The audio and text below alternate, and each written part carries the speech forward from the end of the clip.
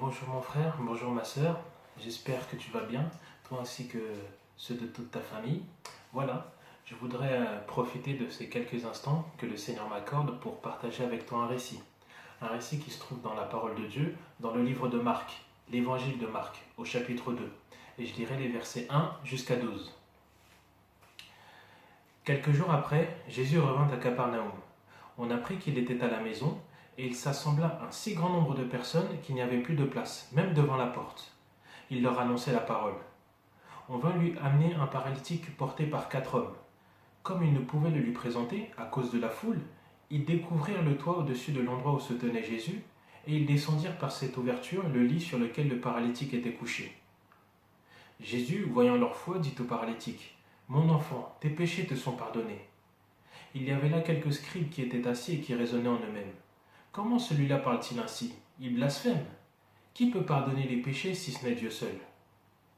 Jésus connut aussitôt par son esprit leur raisonnement intérieur et leur dit, « Pourquoi faites-vous de tels raisonnements dans vos cœurs? Qu'est-ce qui est plus facile de dire au paralytique?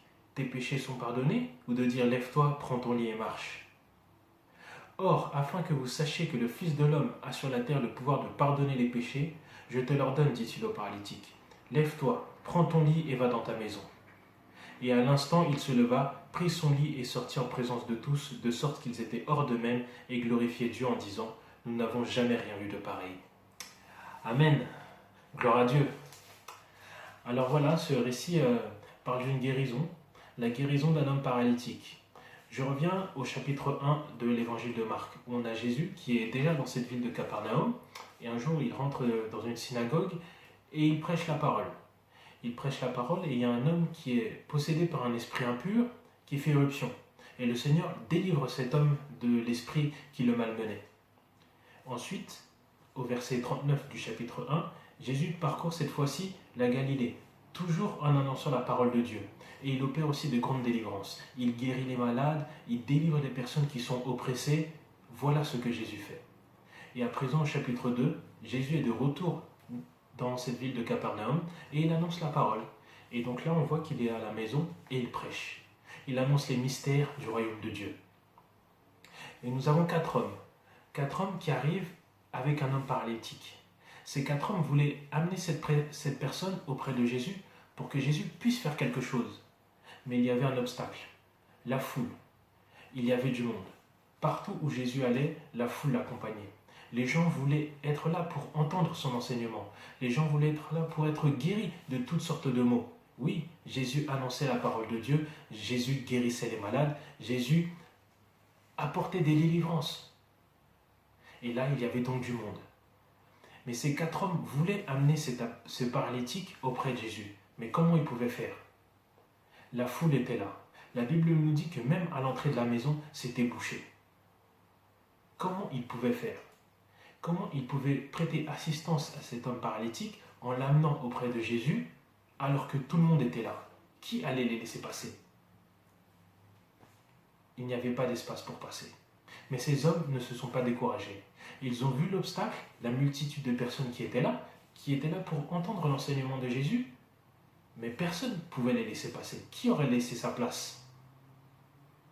Mais ces hommes n'ont pas baissé les bras. Ils ont escaladé la maison, ils sont passés par le toit avec cet homme paralytique pour réussir à l'amener auprès de Jésus. Mais je vous pose la question, comment ils ont fait pour escalader le toit avec cet homme paralytique? Il était sur son lit. Imaginez, vous avez sans doute déjà effectué un déménagement, vous avez déjà porté des choses lourdes, des frigos, des congélateurs. C'est délicat, il faut faire attention, une personne devant, derrière, il faut être unis, bien coordonnés, marcher d'un même pas. Ces hommes-là devaient sûrement être dans l'unité. Parce que pour transporter un homme paralytique sur le toit d'une maison sans lui faire de mal, parce que imaginez s'ils le laissaient tomber, ils allaient aggraver son cas. Mais non, ils sont parvenus à escalader le toit de la maison, découvrir le toit, pour pouvoir faire passer cet homme paralytique et l'amener jusqu'auprès de Jésus. Mais dites-moi, cette maison, elle devait bien avoir un propriétaire. Peut-être que le propriétaire de cette maison était justement chez lui, en train d'écouter Jésus en train de prêcher. Peut-être que cette personne, le propriétaire de la maison, était en face de Jésus en train d'écouter son enseignement. Imaginez quelle aurait pu être sa réaction s'il voyait le toit de sa propre maison être découverte par 4 hommes et il voit un paralytique traverser son toit. Imaginez la scène. Ces hommes ont eu la foi. Malgré l'adversité, malgré l'obstacle qui se tenait devant eux, ils n'ont pas baissé les bras. Ils ont tout fait pour prêter assistance à un homme qui avait besoin de Jésus. Et ils ont tout fait pour pouvoir amener ce paralytique auprès de Jésus. Parce qu'ils avaient la conviction que si ce Jésus-là est bien celui dont on entend qu'il annonce la parole de Dieu, qui guérit les malades, alors il pourra certainement faire quelque chose pour toi. Oui, ces 4 hommes. Ces 4 hommes ont décidé d'amener ce paralytique auprès de Jésus par tous les moyens, jusqu'au point de découvrir le toit d'une maison. Imaginez la scène. Et quelle a été la réponse de Jésus? Quelle a été la réaction de Jésus? Au verset 5, Jésus, voyant leur foi, dit au paralytique, « Mon enfant, tes péchés te sont pardonnés. » Jésus était en train d'annoncer la parole. Il aurait pu dire, « Sécurité, intervenez, qu'est-ce que c'est que cette zizanie? Comment un homme peut traverser le toit pendant que moi je suis en train d'annoncer la parole? » Non. Jésus dit, voyant leur foi, il dit au paralytique, « Tes péchés te sont pardonnés. » Oui, mais je vous pose la question. Est-ce qu'un homme paralytique, est-ce que la première chose qu'on devrait lui dire, c'est « Tes péchés te sont pardonnés » ? Est-ce que Jésus n'aurait pas dû lui dire d'abord « Va, mon enfant, je te guéris. J'ai vu ta foi, je te guéris. » Jésus commence par lui dire « Tes péchés te sont pardonnés. » Pourquoi il parle de péché? La Bible ne dit pas que ce paralytique a commis tel ou tel péché qui l'aurait rendu dans cet état-là. Mais Jésus lui dit d'abord « Tes péchés te sont pardonnés. » Et oui, voilà quelle était la mission de Jésus. Il est venu sur terre pour pardonner nos péchés, pour pardonner mes fautes, mais aussi tes fautes, pour pardonner les fautes de tout être humain. Oui, nous avons besoin du pardon des péchés. Pourquoi? Quel péché ce paralytique a-t-il commis? Là n'est pas la question. La question c'est que Adam, notre ancêtre Adam, dans le jardin d'Éden, a péché. Il a désobéi à Dieu. Il s'est écarté de la volonté de Dieu. Et à cause de ça, le péché s'est attaché à l'homme. C'est pourquoi nous sommes tous pécheurs. Nous sommes tous victimes du péché. Le péché a une influence sur nous. Mais c'est pourquoi Jésus est venu. Jésus est venu justement pour nous libérer de cette oppression du péché. Jésus est justement venu pour nous réconcilier avec Dieu. Jésus est justement venu pour effacer tout ce que le péché pouvait causer de mauvais dans nos vies. Jésus est venu pour te pardonner, pour me pardonner. Pour pardonner aussi à cet homme paralytique. Mais ce discours-là de Jésus ne plaisait pas à tout le monde. Il y avait les scribes, ces personnes-là qui sont expertes de la loi, qui connaissent la loi de Moïse sur les bouts des doigts. Ils entendent ce que Jésus vient de dire et ils raisonnent en eux-mêmes. Mais qui est cet homme-là? Comment peut-il parler ainsi? Qui peut pardonner les péchés si ce n'est Dieu? C'est vrai que leur question est légitime. Qui peut pardonner les péchés si ce n'est Dieu? Effectivement, personne ne peut pardonner les péchés si ce n'est Dieu. Sauf que Jésus est Dieu. Jésus est l'incarnation de Dieu sur terre. Jésus est l'incarnation de la parole de Dieu. Jésus est Dieu qui a pris forme humaine. Oui, Jésus a décidé de venir pour me venir en aide, pour te venir en aide. Jésus est venu pour nous pardonner nos péchés. Jésus est monté sur la croix en prenant nos péchés afin que nous puissions être réconciliés avec Dieu. Voilà quelle était la mission principale de Jésus. Et oui, Jésus, il avait le mandat, il avait l'autorité, il avait la puissance de pardonner les péchés. Et comme Jésus est Dieu, tout de suite il a compris que ces scribes avaient des mauvais raisonnements dans leur cœur. Ils étaient endurcis. Pourquoi ces personnes étaient endurcies alors qu'un bienfait venait d'être accordé à un homme paralytique, le pardon des péchés? Mais voyez ce que Jésus va leur dire. Jésus connut aussitôt par son esprit leur raisonnement intérieur et leur dit « Pourquoi faites-vous de tels raisonnements dans vos cœurs? Qu'est-ce qui est plus facile de dire au paralytique? Tes péchés sont pardonnés? Ou de dire lève-toi, prends ton lit et marche ?» Jésus leur pose la question. Qu'est-ce qu'il est plus facile de dire à un homme paralytique? À un homme qui a sans doute jamais marché? Tes péchés te sont pardonnés? Ou lève-toi, prends ton lit et marche? C'est évident. C'est plus facile de dire à une personne tes péchés te sont pardonnés que dire à un infirme prends ton lit et marche. Parce que si je vous dis tes péchés te sont pardonnés, qui peut réellement vérifier si nos péchés sont réellement pardonnés? Personne, si ce n'est Dieu. Tandis que si Jésus dit à cet homme-là, à cet infirme, lève-toi, prends ton lit et marche, on pourra tout de suite vérifier si ce que dit Jésus est une imposture, si ce Jésus-là est un imposteur, ou si cet homme-là vient bien de Dieu. Et qu'est-ce que Jésus va finir par leur dire? Or, afin que vous sachiez que le Fils de l'homme a sur la terre le pouvoir de pardonner les péchés, je te l'ordonne, dit-il au paralytique, lève-toi, prends ton lit et va dans ta maison. Amen. Gloire à Dieu. Et oui, Jésus a démontré à ses auditeurs, principalement à ses scribes, que non seulement il avait la puissance, il avait l'autorité de pardonner les péchés, mais il avait aussi la capacité de guérir. Non seulement il avait la puissance nécessaire pour pardonner les péchés, non seulement il avait ce mandat de pardonner les péchés, mais il avait aussi la puissance nécessaire pour guérir les malades. Oui, aucune infirmité, aucune maladie ne peut tenir devant Jésus. Et voilà, cet homme paralytique a pu se redresser. Mais je vous dis, pour dire à un homme qui est paralytique, lève-toi, je te l'ordonne, lève-toi, prends ton lit et marche, il faut avoir une puissance. Il faut avoir une puissance pour oser déclarer cela. Et la personne qui reçoit cette parole, elle doit avoir une sacrée dose de foi. Parce que dire à un homme qui n'a sans doute jamais marché, lève-toi, il faut être sûr, il faut être convaincu que cette personne va pouvoir se lever, que cette personne va avoir même l'envie, la foi nécessaire pour pouvoir se redresser. La foi.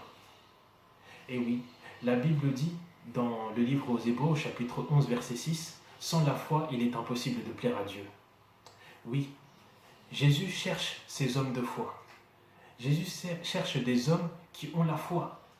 Jésus cherche des hommes qui sont courageux, qui sont prêts à répondre à sa parole, qui sont prêts à affronter les obstacles qui se dressent devant eux pour pouvoir accéder à Jésus. Comme ces 4 hommes. Est-ce que ces 4 hommes connaissaient ce paralytique? On ne sait pas. Toujours est-il que ces 4 hommes ont eu la foi nécessaire pour traverser cette foule-là, pour esquiver la foule, jusqu'à amener cet homme paralytique jusqu'au-dessus du toit, découvrir la maison, faire passer ce paralytique par le toit pour l'amener jusqu'auprès de Jésus. Gloire à Dieu. 4 hommes. 4 hommes dont on ignore le prénom, mais 4 hommes qui ont été capables de venir en aide à leurs prochains. 4 hommes qui ont été capables de venir en aide à leurs frères. Quelle est la distance qu'ils ont parcourue de chez eux jusqu'à la maison où Jésus était en train de prêcher? On ne sait pas. Mais ils ont transporté cet homme paralytique, peut-être sur quelques kilomètres, on ne sait pas. Mais ils ne l'ont pas abandonné. Si le Jésus dont on parle est bien celui qui nous a été annoncé par les prophètes, si ce Jésus dont on parle est bien celui dont on entend qui accomplit des miracles, alors il pourra faire quelque chose pour toi. Oui, si Jésus a été capable de pardonner les péchés de cet homme paralytique il y a 2000 ans, alors Jésus est capable de pardonner mes péchés aujourd'hui. Jésus est capable de te pardonner aussi tes péchés aujourd'hui. Si Jésus a été capable de guérir l'infirmité de cet homme il y a 2000 ans, alors Jésus est capable de me guérir, mais aussi de te guérir. Amen. Oui, Jésus a cette capacité, il a cette autorité, il a cette puissance, parce que toute puissance lui a été donnée. Pourquoi? Parce qu'il est Dieu. Il est Dieu fait chair. Jésus est venu pour nous secourir. Jésus est venu pour nous pardonner nos fautes. Jésus est venu pour nous réconcilier avec Dieu. Nous avons tous besoin de cette réconciliation. Est-ce que tu crois cela? Mais Jésus cherche des hommes et des femmes qui ont la foi. La Bible dit dans Marc chapitre 9 verset 23, « Tout est possible à celui qui croit. » Oui, ces 4 hommes-là devaient forcément croire qu'il leur était possible d'avoir accès à Jésus. Malgré la distance, malgré tout le monde qui était là, qui aurait pu laisser sa place pour laisser ces 4 hommes accéder à Jésus? On ne sait pas. Toujours est-il qu'il y avait du monde. Peut-être que ces hommes auraient pu voir la multitude et se décourager en disant « Mais il y a trop de monde, comment on va faire? Nous sommes déjà 4, plus toi qui es paralysé sur ton lit, personne ne nous laissera passer. » Effectivement, l'entrée de la maison était bloquée. Mais ils n'ont pas abandonné. Voilà. Les hommes et les femmes qui ont la foi sont des personnes qui n'abandonnent pas.